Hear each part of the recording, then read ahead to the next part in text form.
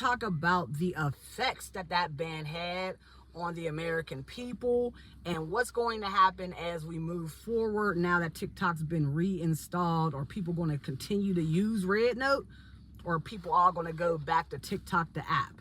It's your girl Jen Ether, back with another one. So first of all, let me extend the warmest of heartfelt thank yous to the Chinese people. Why am I doing that? Why do I think it's important that we do that?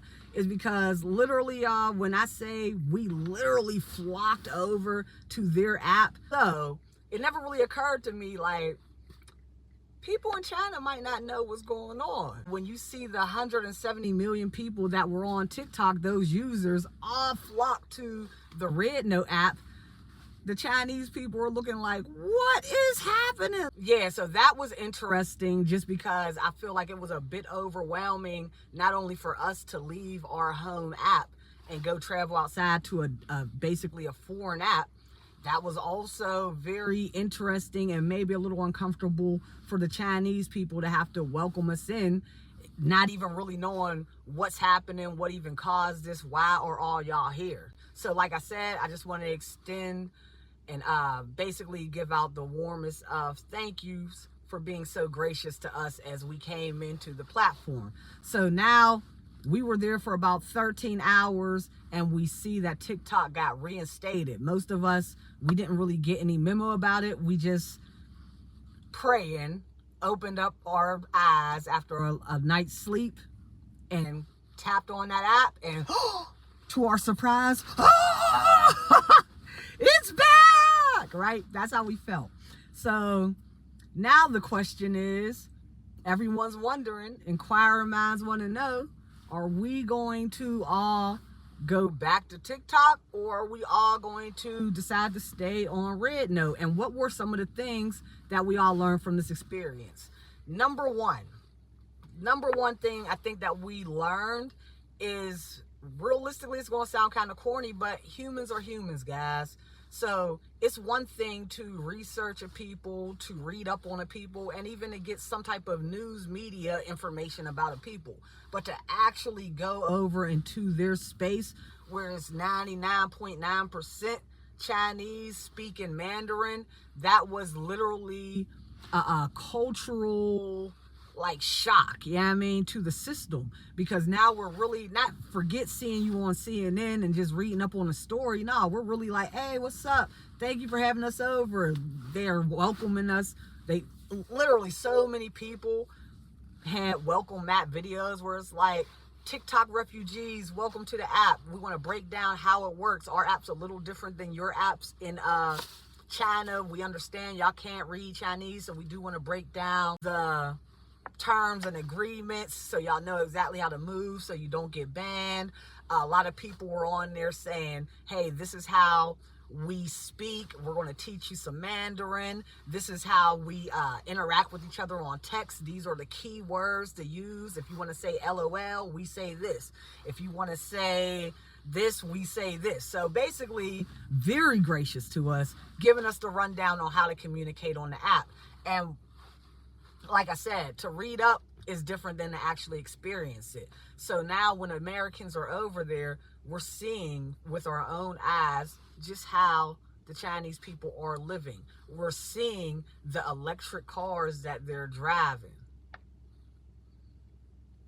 Their whips make our cars look like the Flintstone cars. And I'm talking about their whips make our best cars look like the Flintstone cars, y'all. Their cities make our cities look like, it's crazy, y'all. It was a big eye opener for us to see, like, whoa, okay, that technology rolling. And then I think one of the main culture shocks that people are dealing with as Americans is going over and really seeing just how reasonable their cost of living is in comparison to our cost of living. So there's this thing called grocery hauls, and Americans, we're like, what's a grocery haul?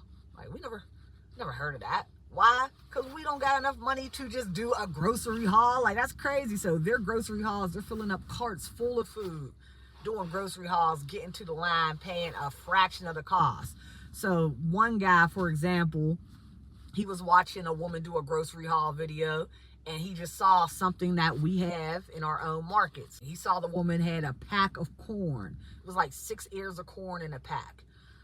She paid $1.07 for that 6-pack of corn. That same 6-pack of corn sold in America is $7. So that's like a $6 and like 92-cent difference. Now, the kicker to it is that China gets their corn imported from the U.S. So that corn in the Chinese market is actually the corn that we ship over to China. So we ship the corn. They're actually paying for shipping costs to get the corn. They can still afford to just charge $1.07 on the corn. Also, we had Americans comparing medical bills to Chinese medical bills. Chinese people minds blown when they're seeing the cost of our ambulance fees being $2,000, $3,000. The cost of their ambulance fees are running in between something like $25, $50. I literally just watched personally a video of a man going into the doctor in China. So he went, scanned his insurance, whatever his thing is, so he could let them know that he's there. It was all faceless. Walks in, scans his thing, takes a seat. Now, he did have to wait an hour to be seen.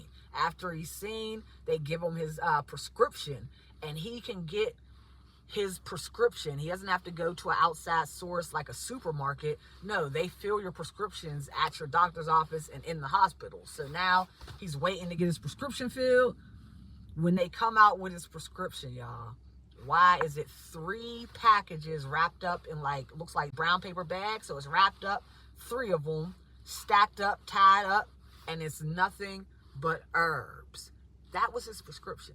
It wasn't no pill bottles with white medicine. It was green stuff coming out of the paper. Herbs, y'all. Herbs. So, yeah, I mean, it's just a culture shock. So that is what happened. When we got to go over there, we kind of got to dispel some of the myths that the Chinese people had on us. And really them not even realizing that most of us have to work 12-hour shifts, working double shifts, 16-hour shifts just to survive, just to be able to feed our children, just to be able to keep a roof over our heads. So for them, they're like amazed, like, what? You're working how many hours? And you can't afford, how much is your rent? So this was a culture shock on both ends. Now, what are going to be the effects is the question. Now that TikTok's back, are we all going to just flop back to TikTok and act like this experience never happened, and we're going to just leave our new Chinese friends in the past and they're going to forget about us? Actually, I think that's the farthest thing that's going to happen. So now that TikTok's been reinstated, even on the welcoming note, it literally has a great thank you to President Donald Trump. And I think that is the one thing that has kind of thrown people off from the platform. Now, for me, not very political at all. Like, I'm just not really into it. But I do watch, I pay attention, and I'm always seeing how people are reacting. So people are very reactionary. So I do look and see like, okay, they're reacting to this. Why are they reacting? And I'll dive in and see what's going on. But yeah, just the fact that Trump put the stamp of approval on it, and there's so many people that just can't stand him, that alone is going to stop so many people from rushing back over. Now, don't get it twisted. There's still going to be a lot of people who just come straight back to TikTok. For one, TikTok has those monetization features. Anyone who had a TikTok shop like myself, I'm going to be back on TikTok, but I'm also going to be on Rednote, building up my profile on there because I like the aesthetic of Rednote. I like that there's a lot more educational stuff on there. I like that there's a lot more teaching about their culture, and just gives me a window to really teach more about my culture and people that are actually interested in learning about each other. So I love a lot of things that they got going on Rednote. So for someone like me, especially who's a creative, and I get to go to China and see what's their fashion trends looking like, what type of music are y'all making, what do your club scene look like, I'm going to be over there. I like it over there. Everyone's nice. So I'll be doing a little bit of both. But like I said, those who had monetized TikToks will definitely be going back to TikTok. Some of them will do like I'm doing and use both platforms. But then a lot of the people who were never monetized on TikTok, I almost feel like Red Note for them would probably be a better replacement than TikTok. Because if you weren't on TikTok making money, a lot of the things that you liked about TikTok are almost enhanced and a little better on Red Note. Because a lot of people went to TikTok in the first place because they were trying to get away from the vanity that they felt were on the other apps like Instagram and, you know, just the other apps. They felt like it was too polished. It was full of fake people trying to be celebrities and give off that celebrity aesthetic. So when you come to TikTok, a lot of people say, oh, it's just the everyday person sitting in their car, walking down the street. I mean, maybe doing some shopping. It has more of that down-to-earth girl or dude around the way type of feel. So if you were one of the people that went to Red Note in that short window of time and you got to see like, damn, Red Note, they really got the around the way dude and girl type of feel. Like that's really more so what they're on. There's no real beef over there. There's not a lot of negative or trolling comments. I do believe that a lot of people that weren't monetized, that weren't making money off of TikTok will actually stay on Red Note because they appreciate the culture, not only of just the Chinese, but just the culture of the app and what the app is kind of trying to do. So that's my take on it. Like I said, for me personally, I will still be on TikTok running my TikTok shop, but I'll also be on Red Note building up and learning the people, getting involved with y'all, still learning my Mandarin. Ni hao.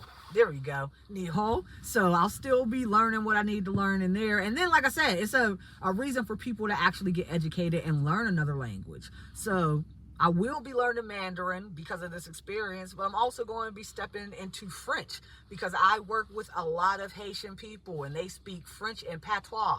So I'm going to be learning that language too, y'all. So I think it really expanded Americans' minds because Americans, we have literally been in this bubble, and we're going to talk about it next. We've been in this bubble and we have been basically drinking our own Kool-Aid and believing that we are the best nation in the world. And not to say that we're not one of the greatest. We are a super powerhouse, but it is nice to step outside of our own circle, our own bubble, and go see some things in the world and see what it's like for real. Like, we don't always got to think that we're the best, we're the greatest, we've done it like this. No, because we can learn things from other cultures. So that's just my take on it. The long-term effect of this whole situation, there is going to be a long-term effect. I'm not sure exactly what it will be. We'll have to continue to let it play out. But no, Americans are shocked to see the technological advances over in China, which I don't understand why you would be shocked to see that, but they're shocked.